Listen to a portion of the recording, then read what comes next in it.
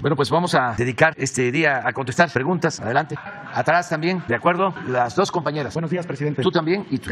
Okay. Buenos días, presidente. Ramón Flores, de El Sentinel Informan de Humanoid. No me pongo de pie por los compañeros de las cámaras. Presidente, el doctor Jaime Cárdenas Gracia cumplió su palabra y aquí están los dos cheques con el depósito del dinero que son 2.120 millones de pesos con los estados de cuenta del Infonavit, pero extrañamente esta cuenta de banco solo tenía 32 millones de pesos e informan que la Consejería Jurídica de Presidencia no presentó la denuncia. El tema es que el fraude de Terra fue de 5.080 millones de pesos. La Fiscalía no procedió contra ningún exfuncionario ni quienes encubrieron este fraude en el Infonavit y todas las denuncias de la Unidad de Inteligencia Financiera, la Secretaría de Educación Pública o la Auditoría están encubiertas en la Fiscalía General de la República. Presidente, la pregunta es, ¿se van a construir las viviendas para pobres con los más de 2.120 millones de pesos y qué va a pasar con los 3.080 millones que faltan por recuperar por la Fiscalía General de la República? Bueno, la información que tengo es que ya el Infonavit está aplicando este programa de apoyo a gente humilde con vivienda. Es dinero de un presunto fraude al Infonavit que se recuperó y que se le entregó al Infonavit para hacer las viviendas a la gente pobre. Ese es el informe que tengo. Si es más el fraude, eso lo va a decidir la Fiscalía. Aquí tengo ahorita los cheques. Yo te propongo que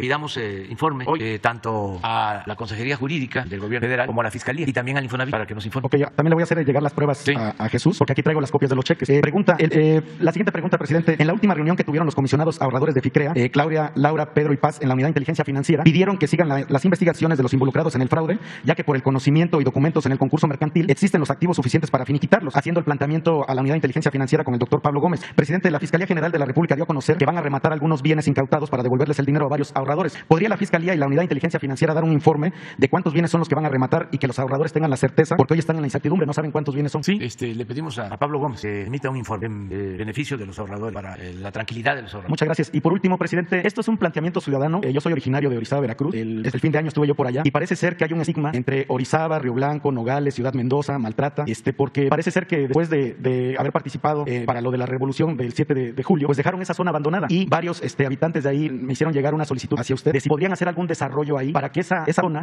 pues renaga, porque la mayoría de todos los habitantes de ahí son migrantes, se van a Estados Unidos o migran a otros lugares porque no hay empleo. Tan solo en Río Blanco, Veracruz, en Nogales está muy abandonado. Y ellos, los habitantes, hacían una propuesta que si podrían hacer como un turibús para que la gente que viene de Estados Unidos o de otros países puedan conocer, por ejemplo, la historia de lo que es la fábrica de Río Blanco. Por ejemplo, en Nogales también hay una zona turística. En Mendoza también puedan conocer la fábrica de Mendoza. O sea, que se pudiera conocer esa historia revolucionaria de esa zona, porque parece ser que ellos fueron castigados durante más de 100 años por haber participado en la revolución, presidente. Sí, pues es una zona histórica por la huelga de Río Blanco y la represión a los trabajadores. Son dos hechos históricos importantísimos, precursores de la Revolución Mexicana, la huelga de Cananea y la huelga de Río Blanco, después en enero de 2007. Entonces, toda esa zona se dedicaba a la actividad textil, eran empresas textiles manejadas por franceses y españoles. De ahí se originó el conflicto. No solo ahí, sino en todo el estado de Puebla y Veracruz, toda la zona textilera. Hubo una huelga general, un paro general, porque estaban en una mala situación laboral. Los miles de trabajadores de la industria textil, había una sobreexplotación de los trabajadores, 16 horas, salarios muy precarios, obligaban a trabajar a los niños, las máquinas textileras tenían cajoncitos los niños para poder operar las máquinas y desde luego no habían prestaciones de ningún tipo. Entonces se declara la huelga y los dueños de las fábricas no aceptan el pliego petitorio, se resiste y tardó mucho la huelga, mucho. Estaba la situación pues muy difícil porque había hambre por la huelga. En ese entonces Francisco I. Madero le ofreció trabajo a obreros de la zona textilera allá en Coahuila, en su hacienda San Pedro de las Coloradas, en Coahuila, y los apoyó. Estamos hablando del 1906, todavía no convocaba Madero como lo hizo en 1910 a la revolución, pero ya desde entonces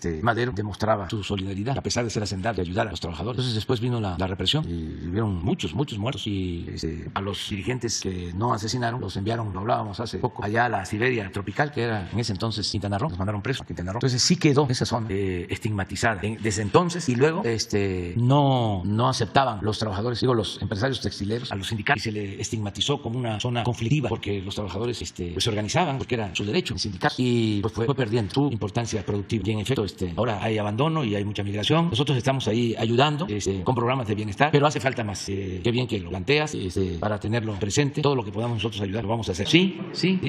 Le vamos a pedir a Román Meyer que vea qué podemos hacer, que son pueblos con mucha historia, son santuarios del movimiento revolucionario, que no hay que olvidar. Muy bien. ¿Quién sigue?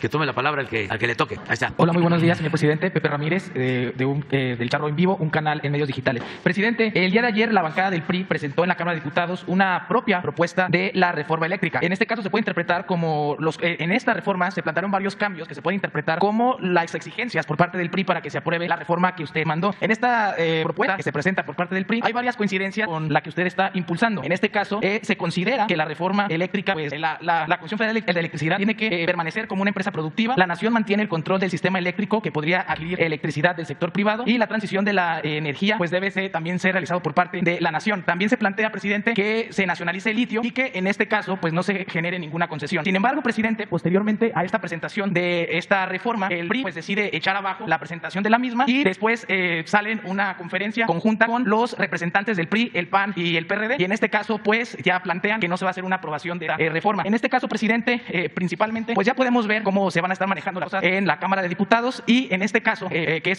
primordial para el desarrollo de nuestro país, pues nos damos cuenta pues las presiones que también van a ir por parte de estos líderes de los partidos para que no pueda ver la luz la reforma eléctrica. En este caso, presidente, ¿cuál es su postura y qué mensaje le daría a los diputados de la oposición que ven con buenos ojos esta reforma que está presentando, pero que lamentablemente por presiones partidistas pues están viendo obligados a desecharla desde un inicio? Esta como primera pregunta, presidente. Pues que se rebelen y que se pongan del lado del pueblo para que sean auténticos representantes populares. Va a ser una vergüenza el que se ponga del lado de las empresas extranjeras, que recuerden lo que decía el general Cárdenas: quien entrega los recursos naturales del país a extranjeros es traidor a la patria. Tienen la oportunidad de defender el interés público. Está de por medio la economía popular. Si no se aprueba esa reforma, pues van a seguir medrando las empresas particulares, sobre todo extranjeras. Y miren lo que está sucediendo en Europa. Ayer lo hablábamos, en España. Esas empresas particulares, que son las que predominan en México porque se les abrió la puerta en el periodo neoliberal, pues tienen tarifas elevadísimas. Entonces sí es importante fortalecer a la Comisión Federal de Electricidad. Nada más que piensen que la Comisión Federal de Electricidad fue creada por el general Lázaro Cárdenas del Río, y que piensen que Adolfo López Mateos nacionalizó en 1960 la industria eléctrica en beneficio de los mexicanos. Entonces, ¿cómo el PRI va a actuar en contra del ideario del general Cárdenas y de Adolfo López Mateos? ¿En qué se van a convertir? Ojalá y los dirigentes los dejen en libertad a los representantes populares, a los legisladores, que cada quien vote de acuerdo a sus convicciones, a lo que le dicte su conciencia, en absoluta libertad, que no sea un asunto popular, que no los coopten, pero hay tiempo, y ojalá, si ya habían presentado esa iniciativa, pues ojalá y la sostengan, que debatan más al interior de sus fracciones, incluso otros partidos. Y además, presidente, en este caso, pues el diputado que presentó la iniciativa pues no es cualquiera, sino que en este caso Marco Antonio Mendoza Bustamante, el que presenta esta iniciativa, pues es, además de ser diputado, pues es secretario adjunto de la presidencia nacional de este partido, es decir, del líder nacional Alejandro Moreno Cárdenas, y además es vicecoordinador de la bancada del PRI en la Cámara de Diputados. Por eso es que generó tanto revuelo esta iniciativa que presenta este diputado, y posteriormente pues el rechazo que ya hace en redes sociales, este comunicado que realiza el grupo parlamentario del PRI, diciendo que ellos se pues alejaban de esta propuesta, y que al final pues fue por una postura personal por parte de este diputado. Sin embargo, pues sí generó el enojo de los demás partidos. Presidente, la siguiente pregunta también tiene que ver con el tema energético, y es que en días pasados se dio a conocer que el próximo 5 de abril en la Suprema Corte de Justicia iniciaría con la discusión de la constitucionalidad de las reformas a la ley de la industria eléctrica que usted promovió en el 2021 y que fue aprobada por la Cámara de Diputados y también por la Cámara de Senadores. Sin embargo, pues estas modificaciones que buscaban fortalecer a la Comisión Federal de Electricidad pues no vieron la luz, y es que se concedieron varios amparos que se ordenaron para que no se aplicara esta nueva legislación hasta que se resolviera el fondo del asunto. Y es que la COFESE, senadores de oposición y también el gobierno de Colima interpusieron acciones de inconstitucionalidad en contra de estas reformas a esta ley. En el caso en particular de este asunto, en la Suprema Corte pues le corresponde a la ministra Loreta Ortiz Jal, quien fue a través de sorteo pues ser seleccionada para conocer del caso. Dio a conocer ya en este caso su propuesta, y ella propone rechazar la inconstitucionalidad de la ley de la industria eléctrica, pues resuelve que no vulnera la libre competencia, además de que rechaza que exista riesgo de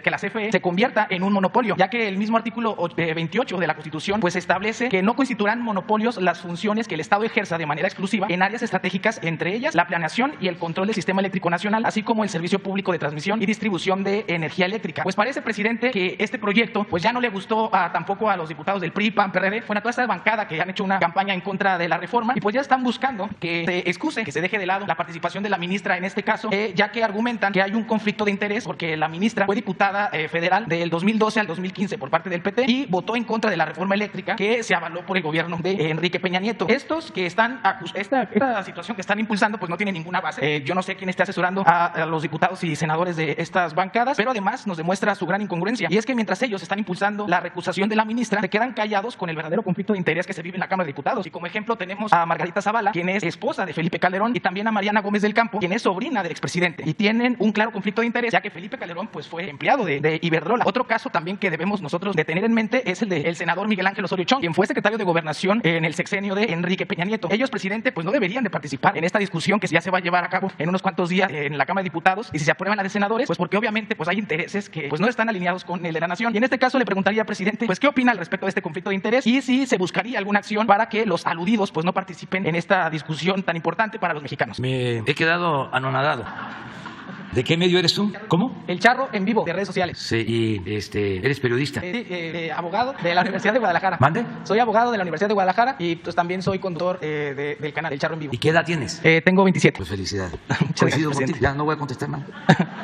Y hay que esperar a que la Corte resuelva. Y sobre lo de conflictos de intereses, lo mismo, tanto en el Poder Legislativo como en el Poder Judicial. Pero me gustó mucho la formulación de tu planteamiento y coincido contigo. Es una pregunta, pero al mismo tiempo pues, es una reflexión, un análisis de este tema tan importante que va a resolverse en estos días, tanto en la Suprema Corte como en la Cámara de Diputados y de Senadores. Es que vamos a hacer los mexicanos frente a la estrategia que se inició en el periodo neoliberal para destruir a la Comisión Federal de Electricidad. Si vamos a continuar con la misma estrategia para que todo el mercado eléctrico sea manejado por empresas, sobre todo extranjeras, o fortalecemos a la Comisión Federal de Electricidad para garantizar este servicio sin fines de lucro, para que las familias tengan acceso a tarifas justas y que puedan tener luz. Que no nos pase, repito, lo de España. Están pagando los españoles 10 veces más por la luz que lo que se paga en México, porque tenemos nosotros participación en el sector. Pero si sigue perdiendo terreno la Comisión Federal de Electricidad, ya solo le permiten generar el 30% de la energía eléctrica. No es que no tenga capacidad, es que como hicieron una reforma, no le permiten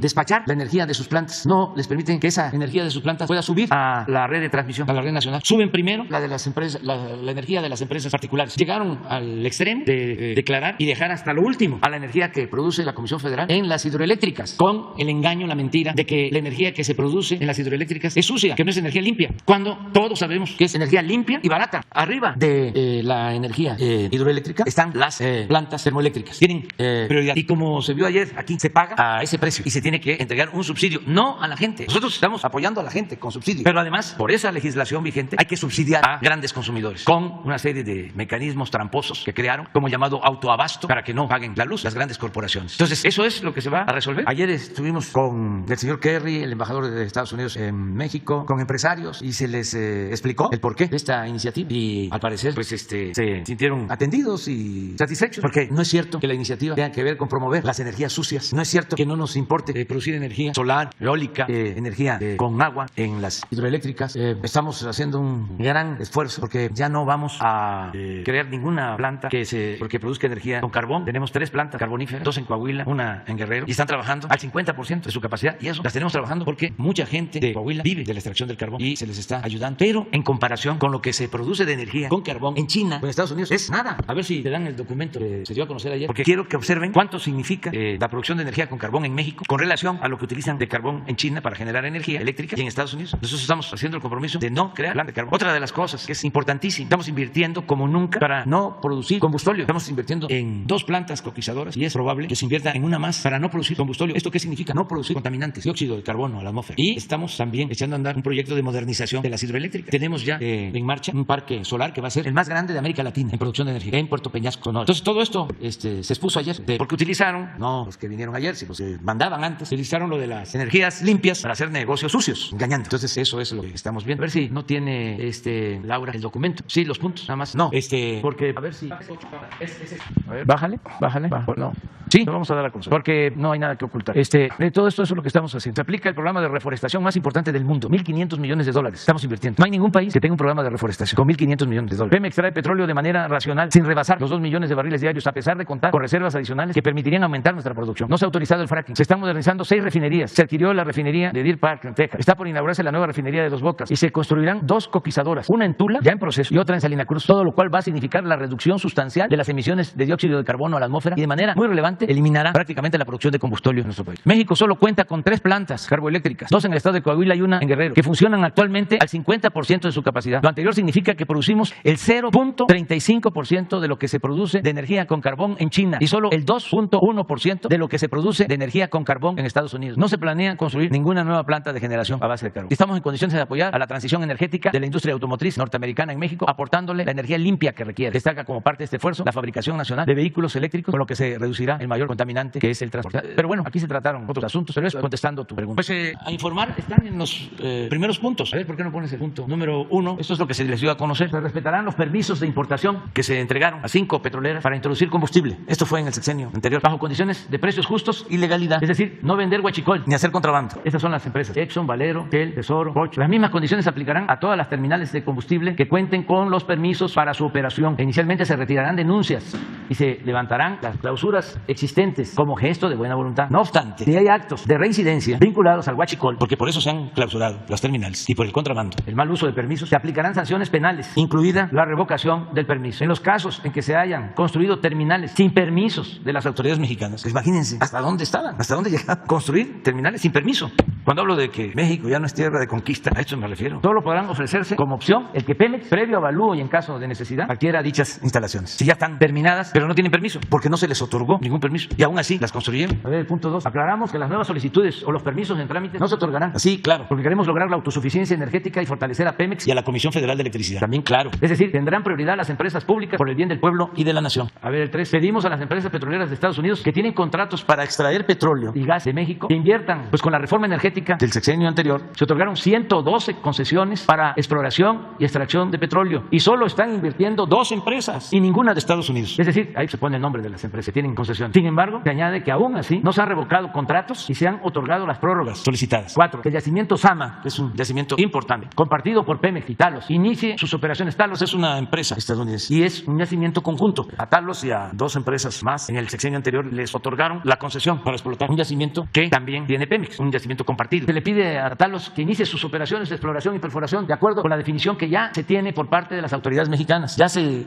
aprobó por el Consejo de Administración de Pemex, pero además ya existe la concesión y se está respetando. Esto nosotros no lo hubiésemos hecho, porque esto significa el modelo de compartir utilidades. De lo que extraen, dejan una parte. Y nosotros no estamos de acuerdo con eso. Pero ya están los convenios de utilidad compartida y los estamos respetando. Pero aún así, todavía no hay inversión. ¿Y qué es lo que han hecho con los convenios? En la mayoría de los casos, vender las acciones, optar por la especulación financiera. Pero no estamos cancelando concesiones. Todo esto lo digo para que se sepa que estamos actuando, vamos a decir, con tolerancia, sin autoritarismo, sin arbitrariedad. En ese yacimiento se cuenta con petróleo de buena calidad. Existe el acuerdo del Consejo de Pemex y solo se requiere inversión, la cual puede aportar Talos, otras empresas o algún fondo de inversión. En caso de que Talos se desista del arbitraje, porque hay una denuncia, no quieren que Pemex participe en la administración, la Comisión Nacional de Hidrocarburos podría resolver rápidamente para iniciar los trabajos y tener producción en este mismo sexenio, porque hay petróleo, ya se tienen las exploraciones y es cosa nada más de perforar. Se podría extraer petróleo desde el año próximo. El volumen recuperable estimado del yacimiento es de entre 550 y 650 millones de barriles de petróleo crudo equivalente, es decir, un valor presente neto estimado en 4.835 millones de dólares después de impuestos, con una tasa interna de retorno del 49.6%. Sigue. Bueno, ya no lo voy a seguir leyendo, ¿no? Ustedes. Vamos a seguir. En materia de generación de energía eléctrica, tenemos propuesto un sistema mixto en el cual la Comisión Federal genere el 54% de la electricidad, del sector privado el 46% restante. El 46% del mercado eléctrico mexicano representa un volumen de generación superior al de todos los países de América Latina, con excepción de Brasil. Solo el 46%. ¿Dónde está la estatización? Estamos compartiendo el mercado. 46% es más que toda la energía que se consume en Argentina. Y en ese porcentaje se incorporará toda la inversión en generación de las empresas privadas. O sea, es muchísimo. El crecimiento de la demanda estimada es de cuando menos 4% anual. Tienen el 46%, pero año con año hay un crecimiento del 4% de demanda, lo que duplicaría los ingresos potenciales para el sector privado en menos de 20 años.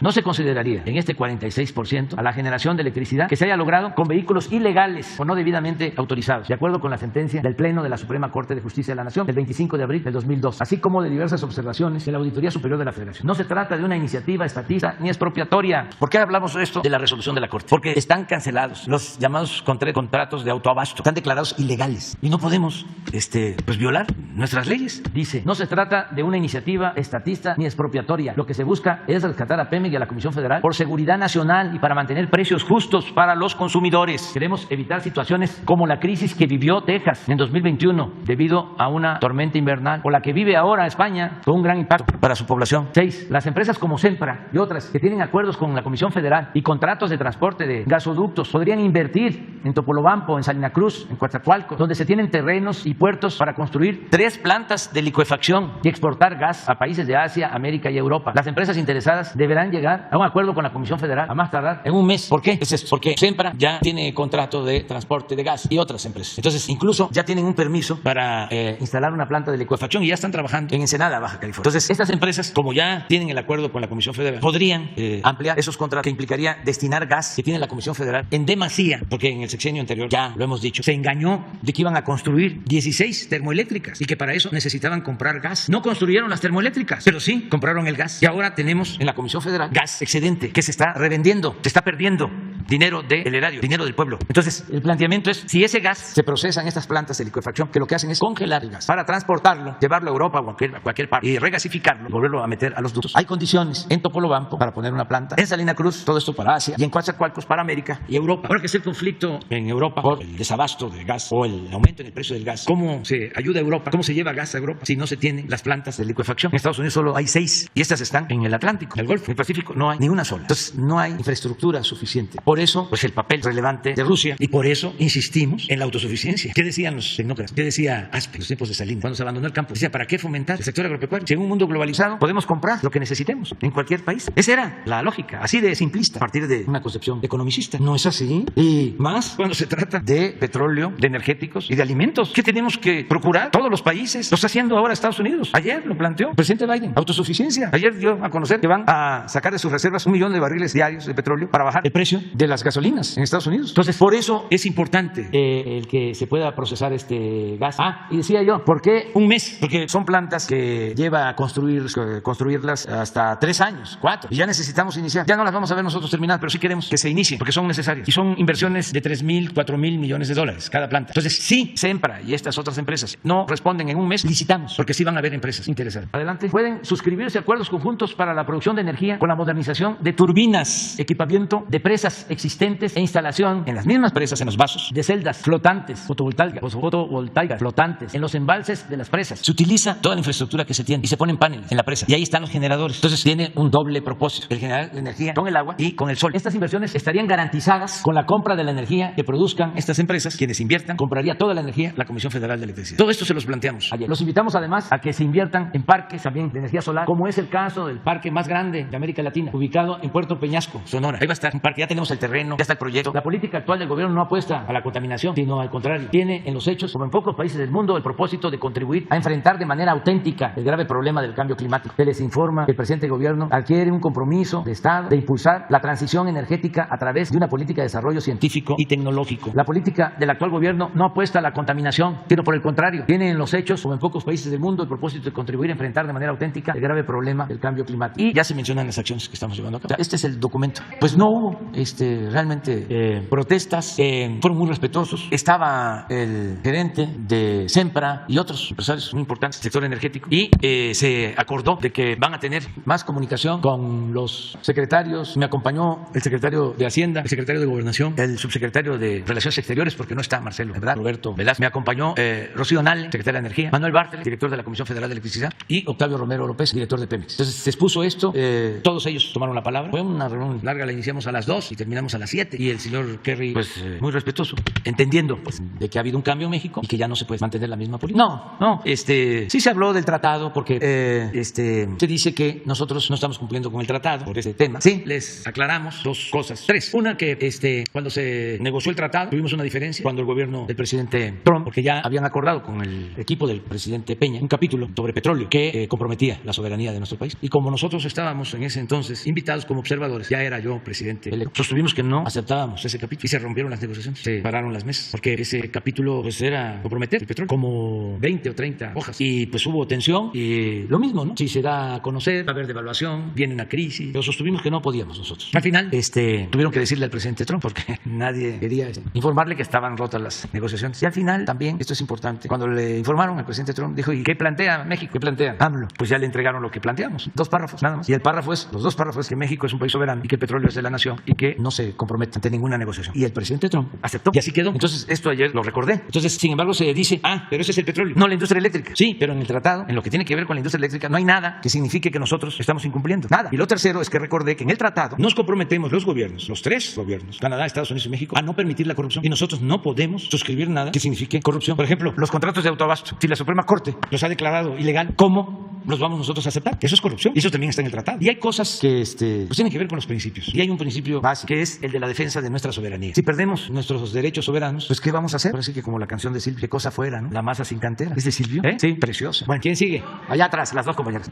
Gracias, presidente. Buenos días. Marta Obeso, de Esfera Noticias y de la revista Naturopatía. Para recordarle, señor presidente, que el secretario de Salud se comprometió a presentar en este espacio, en el mes de febrero, un informe de los logros obtenidos por la Dirección de Medicina Tradicional y Desarrollo Intercultural de la Secretaría de Salud. Esto en respuesta a una denuncia que se hiciera a través de estos medios, Esfera Noticias y Naturopatía, por representantes de las comunidades indígenas y defensores del conocimiento ancestral. Con este informe se pretende que usted considere la solicitud que le hicieran los abuelos, como el abuelo Santiago Ortela y la propia Confederación Mundial de Medicina Integrativa Tradicional y Educación en Salud, desde el principio de su administración, en donde le solicitan la urgente necesidad de cambiar al titular de esta dirección, quien fue nombrado durante la administración de Vicente Fox y que a lo largo de 20 años pues no ha sido más que una simulación en el cumplimiento de los objetivos para lo que fue creada esta dirección. Y quisiera preguntarle, señor presidente, ¿ya tiene usted este informe? Mira, te propongo que el martes, que es el informe de salud, escuchemos el reporte sobre este tema del doctor Jorge Alcocer. Te invitamos para que estés aquí el martes. Ok, aquí estoy el martes y aprovechando que va a venir el secretario de Salud, a ver si le pudiéramos pedir también que nos informe sobre la situación que vive don Anastasio Vázquez Luca. Él es huesero, sobador, médico tradicional, otomí, ñañú, de 84 años de edad, quien labora en la clínica de salud de Amealco de Bonfil, en Querétaro,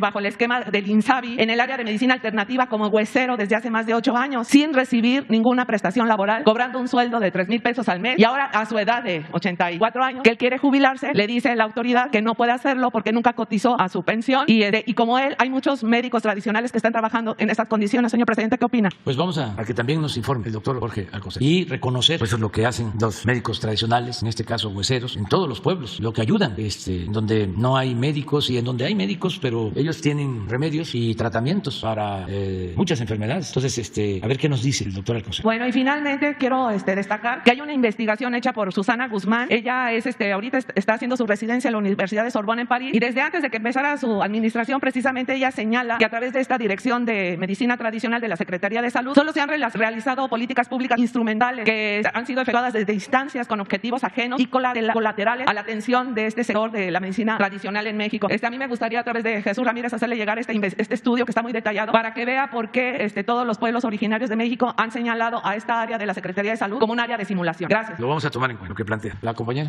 Cintia Serra, de Canal 11. Regresarnos al tema, presidente, ¿nos puede dar más detalles de esta reunión con el enviado especial de Estados Unidos para el clima? Sí, específicamente en el tema de la reforma eléctrica que usted impulsa, dijo que buscaban asegurarse de que esta reforma reflejara la mejor forma de avanzar. En este sentido, presidente, ¿qué observaciones tuvo el equipo de Estados Unidos hacia esta reforma que usted impulsa? ¿Tuvo alguna recomendación o algún cambio que les hayan planteado como inquietud? Bueno, en la plática nos comprometimos, y se va a hacer el día de hoy, a entregarles copia de la iniciativa, porque se contempla en la iniciativa lo de la transición energética. Nada más que no se le ha dado importancia a este apartado de la iniciativa. Toda la campaña en contra se ha desarrollado a partir de que nosotros queremos mantener plantas que producen energía sucia y que no estamos aceptando la nueva realidad de que vamos hacia las energías limpias, porque le estamos limitando la posibilidad de crecimiento de las energías limpias. Todo eso es falso. Lo que hay detrás de ese planteamiento es que quieren mantener sus negocios sucios y entonces tratan de engañar con eso. Como lo explicamos ayer y como insistimos, pues acordamos en entregar la iniciativa para que la conozcan a fondo. Y hubo también algo que me llamó la atención porque se dijo, y luego lo vi publicado, creo que en el Reforma, algún periódico, que vinieron a jalarnos las orejas y que nos impusieron el que se acepte la participación de un grupo del gobierno de Estados Unidos para que revise todo lo relacionado con nuestra iniciativa. Pues eso, como es lógico, nosotros no podríamos aceptarlo, ni de Estados Unidos, ni de Canadá, ni de China, ni de Rusia. Y sí hubo un planteamiento de que se mantuviese la comunicación sobre el tema y que participara un grupo, pero ellos plantearon eso y yo me quedé callado, no se aceptó. A lo mejor ellos pensaban de que eso iba a ser aceptado y alguien se adelantó a decir de que nosotros íbamos a aceptar que un grupo pues casi vigilara nuestra actuación. En todo caso, el grupo de revisión sería externo, no tendría ningún involucramiento con la reforma que usted plantea. No es que no aceptamos, es una decisión de nosotros. Tenemos muy buenas relaciones con el gobierno de Estados Unidos, han sido muy respetuosos de nuestra soberanía, pero eso no podría aceptarse. Es como si yo voy a Estados Unidos y le propongo al presidente Biden de que reduzca el precio de las gasolinas por decreto en Estados Unidos. Con razón me diría, ¿y tú qué te metes? Deja de estar de salamero. Hablando de eso, me gustó mucho lo de ayer del presidente Biden. Hay un contenido, fíjense, también para enseñanza de los tecnócratas conservadores en nuestro país. Miren lo que puso el presidente Biden, le mandé el ya traducir. La industria del petróleo y el gas tiene cerca de 9,000 permisos sin usar para perforar en tierras federales. Esto es en Estados Unidos. Estoy pidiendo una política de úsalo o piérdelo. El Congreso debería hacer que las empresas paguen tarifas por pozos inactivos en arrendamientos federales y por tierras públicas que están acaparando sin producir. Está muy radical el presidente Biden. Pero tiene razón. ¿Cómo se entregan contratos? Y en vez de invertir y producir, se utilizan los contratos para especular. Eso pasaba antes con las concesiones mineras en México. Entregaban concesiones y como no pagaban impuestos, pagaban un derecho mínimo, se dedicaban con los títulos de concesión a especular. Por eso entregaron 120 millones de hectáreas, el 60% del territorio nacional. Pero como ahora ya hay un impuesto para la explotación minera, pues ya no pueden especular. Y además no estamos dando ya más concesiones, porque ¿para qué más? ¿Cuándo terminarían de explotar 120 millones de hectáreas? Pues no sé en cuántas vidas. Entonces esa especulación pues no debe de existir ni en México, ni en Estados Unidos, ni en ningún lado. El propio John Kerry dijo que sería el embajador de Estados Unidos en México, Ken Salazar, quien encabezaría el grupo. ¿Será entonces que se adelantó? ¿A qué se refería con esta declaración, presidente? Con él tenemos muy buena relación y siempre están abiertas las puertas para el embajador de Estados Unidos en México. Es muy buena la relación, pero hay una gran diferencia entre escuchar, informar, conversar, comunicarnos, que es la comunicación. Son mensajes de ida y vuelta. Mucha la diferencia a imponer un grupo para vigilarnos, observarnos. Eso pues no lo permite nadie. A lo mejor sí, a lo mejor en otros tiempos, gobiernos sumisos, entreguistas, pero ya no son los tiempos. Es más, el presidente Biden se porta muy bien. Cada vez que hablamos, lo primero que me dice es eso, respeto a la soberanía. Siempre, ni paro trasero, ni paro delantero, ni nada de eso. ¿La reforma se queda como está o hubo alguna idea, una sugerencia? Se queda como está porque incluye lo que ellos tienen como preocupación, lo de la transición energética. Por eso les vamos a enviar la iniciativa, para que la conozcan bien. Gracias, presidente. Brevemente, en otro tema, ayer usted envió la iniciativa al Congreso en la Cámara de Diputados para la creación de un centro para identificación de cuerpos, búsqueda de personas desaparecidas. Si nos pudiera hablar de este tema, pues ¿qué es lo que envió espera? esa iniciativa al Congreso para crear estos centros de identificación de personas desaparecidas con toda la tecnología, con todo el avance científico. Es algo que va a ayudar mucho en la búsqueda de desaparecidos. Es una iniciativa que preparó la Subsecretaría de Gobernación, el área de Alejandra Encinas, de Carla, que trabajan todos los días en la búsqueda de desaparecidos. Presidente, y ya nada más para terminar, la COFEPRIS, si nos puede aclarar que si es cierto que la COFEPRIS ya desde inicios de marzo había autorizado el uso de la vacuna para niños de 5 a 11 años de edad. ¿Se va a anunciar próximamente o cómo quedó esa autorización para la vacuna Pfizer? El martes, si les parece, para tener con exactitud la información. Luego tú, para que a ver que nos no, sí, las dos, para que se vea lo de la huelga. Gracias, presidente. Buenos días. Judith Sánchez Reyes, corresponsal de imagen del Golfo de Veracruz. Bueno, regresando nuevamente a lo de la reunión ayer con el señor John Kerry, platicaron acerca de estas declaraciones que hizo hace unos días la representante comercial de Estados Unidos sobre que se analizaría acciones contra México en caso de que no se protegiera a las empresas norteamericanas y se imparara el medio ambiente. No se trató nada de eso. No salió a colación. No. Y quiero comentarles que fue muy respetuosa la reunión. Todos los representantes de las empresas fueron respetuosos.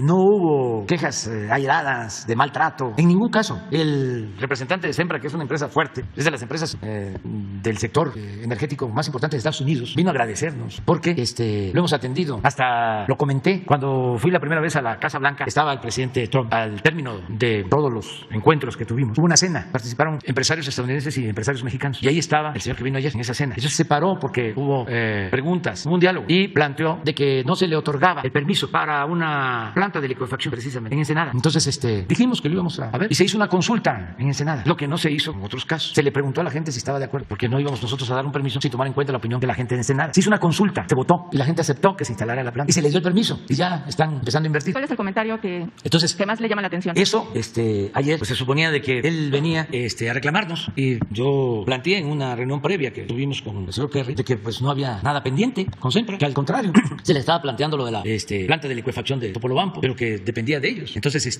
cuando le toca intervenir, pues lo que hace es agradecernos porque se resolvió el problema. Por poner un caso, lo mismo con los de la empresa Talos, que vinieron, hicieron su planteamiento, se les propuso lo que aquí ya vimos y lo van a analizar y el propósito es pues, que se pongan de acuerdo con el director de Pemex, pero en ningún caso estuvieron, por ejemplo, los representantes de General Motors, de Ford, y vinieron a decirnos de que están invirtiendo en el país y que no tienen ningún problema. Y sí, hablaron de la necesidad de las energías limpias, pero pues se les explicó de lo que está llevando a cabo. Pero en ningún caso hubo un reclamo, al contrario, estaban muy contentos y qué bueno, es muy necesario este diálogo, porque si no se distorsionan las cosas. Y estamos hablando de los interesados, porque puede ser que los que tienen otras motivaciones pues sean los que exageren, ¿no? Ya ven cuántos internacionalistas hay oficiosos mexicanos que quisieran que nosotros nos arrodilláramos porque se quedaron acostumbrados a eso, pero pues no. Ahí planteamos en la carta de que el final, ahí está todo, es fundamental la integración económica entre Estados Unidos, México y Canadá. Se mostraron entonces receptivos ante la reforma. Ahí están, estamos dispuestos a atender a las empresas del sector energético energético de Estados Unidos, sin actuar de manera injusta y arbitraria. Existe disposición al diálogo. No queremos dejar de tener buenas relaciones con el gobierno de Estados Unidos ni con las empresas de ese país, porque consideramos que es imprescindible y benéfica la integración económica y comercial entre las dos naciones, con respeto a nuestras soberanías y sin permitir actos ilegales, influyentismo y corrupción. Esto es. Entonces vamos a continuar así. ¿Sí? ¿De casualidad?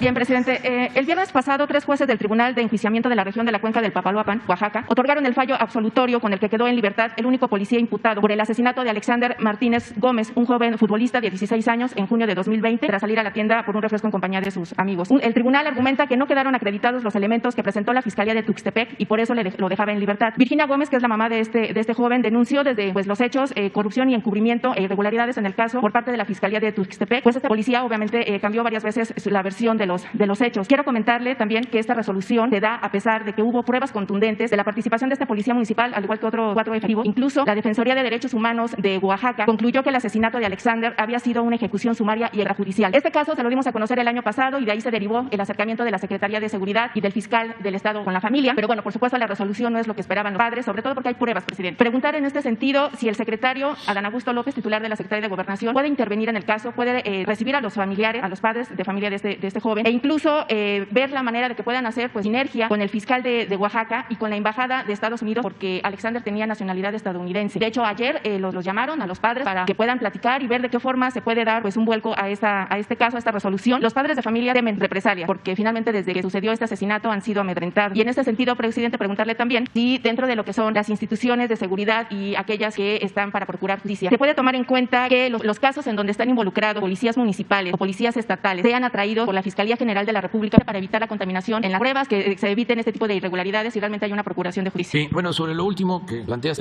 casi en todos los asuntos donde intervienen policías estatales, municipales, la Fiscalía trae, pero es muy buena tu observación. Ojalá y en la Fiscalía General le tome en cuenta. Sí, porque los casos se toman a nivel estatal y ya si hay alguna situación como esta, bueno, sí, pues se busca las instancias federales. Pero sí lo ha hecho la Fiscalía General en otros casos, pero sería bueno que siempre participara como una recomendación. Sí, porque este caso tiene 1 año, 10 meses que sucedió. Y le vamos a pedir a Adán Augusto que se ponga en comunicación con los familiares y pedirte a ti de que nos ayudes, además para el enlace, para que puedan hablar los familiares. Y ya nada más finalmente, presidente, preguntarle si usted ha hablado o ha tenido comunicación con la diputada local Úrsula Salazar Mujica, recién nombrada como coordinadora de la bancada de Morena en el Congreso de Tamaulipas, por este audio que se difundió en donde supuestamente le pide el típico moche a un proveedor. Ella ya salió a desmentir esta situación, sin embargo ya hay una denuncia al respecto. Tomando en cuenta justamente esta política de no impunidad, de no corrupción, ¿usted ha seguido el caso? ¿Ha pedido información al respecto? No, pero pues ya saben cuál es mi postura, ¿no? Cero impunidad, no permitir que nadie viole la ley y no permitir ninguna de las lacras de la antigua política, del viejo régimen. No amiguismo, no influyentismo, no nepotismo, no corrupción, ni impunidad. Sea quien sea, al margen de la ley nada y por encima de la ley nadie. Entonces, puede ser un familiar cercano, lejano. Cualquier ciudadano que cometa un delito tiene que ser castigado. Esa es mi postura. En este caso lo he estado viendo por los medios. Es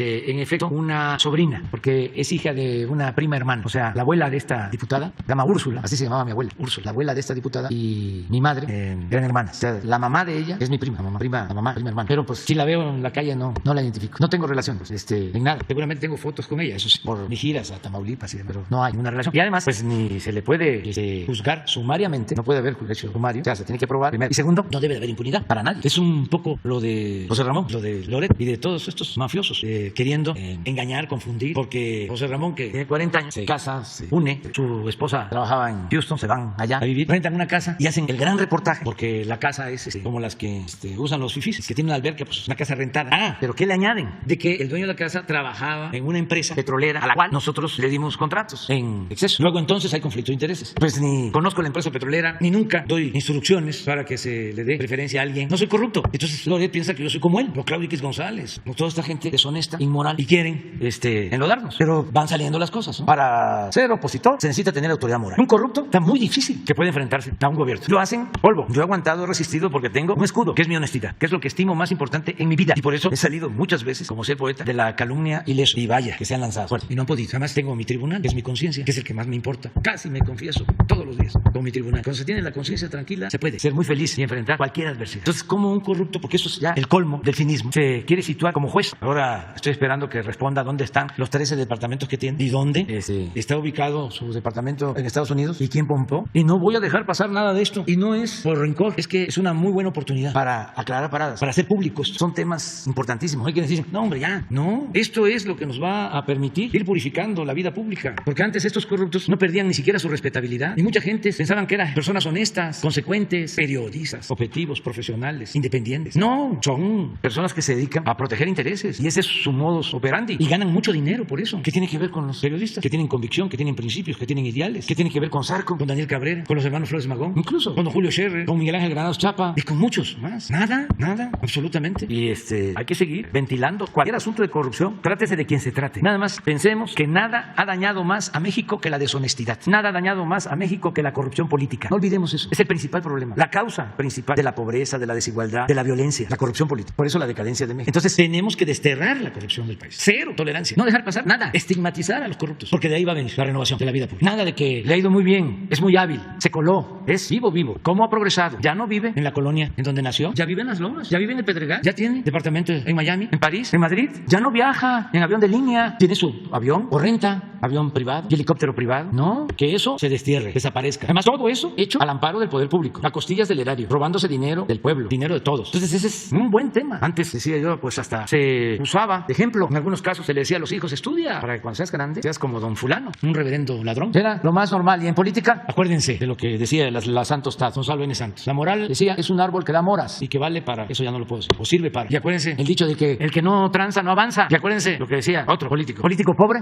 pobre político. Y otros, ¿no? Haiga sido como haiga sido. Ya me voy. Dios.